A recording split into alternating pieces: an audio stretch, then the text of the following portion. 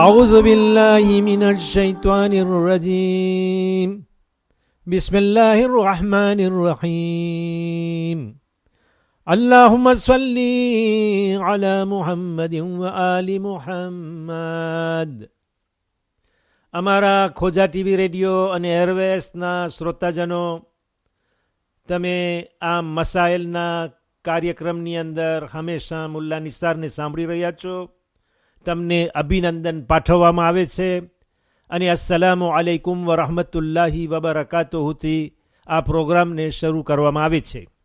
સવાલ જે આવ્યો છે હું તમારી સામે વાંચું છું અને પછી તેનો જવાબ જે છે એ તમને આપીશ. સવાલ કરનાર પૂછે છે કે હું યુરોપના દેશમાં વસું છું અને અમારી ત્યાં રિવાજ તેમજ સરકારી કાનૂન છે કે મૈયતને કબ્રની અંદર પેટીમાં મૂકીને દફન કરવામાં આવે.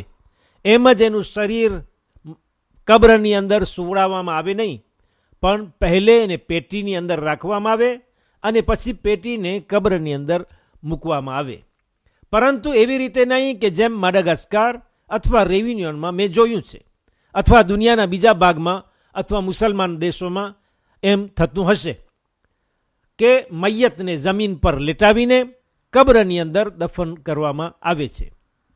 આવી હાલતમાં અમને શું કરવું જોઈએ કે જે અમારી ત્યાં થઈ રહ્યું છે? જવાબ: code de pratique pour les musulmans en Occident આપણી મદદ કરશે, જેની અંદર આયતુલ્લા સિસ્તાની સાહેબનો પાજ 165 165 નંબરના પેજમાં અને મસઅલો નંબર 144 મસાઇલ નુમેરો 144 ની અંદર આપણા સવાલનો જવાબ મળી આવે છે.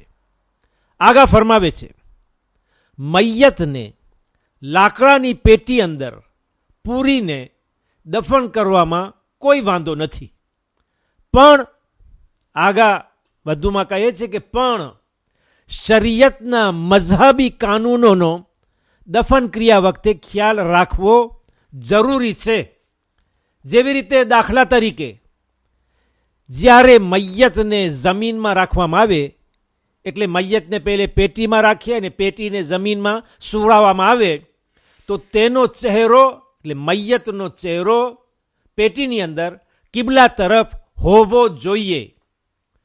આગા સિસ્તાની સાહેબના હકમાં દુઆ ગુજારી હું તમને ખુદા હાફિઝ કહું છું અને આવતા પ્રોગ્રામ સુધી વાલેકુમ સલામ વરહમતુલ્લાહી વબરકાતુહ.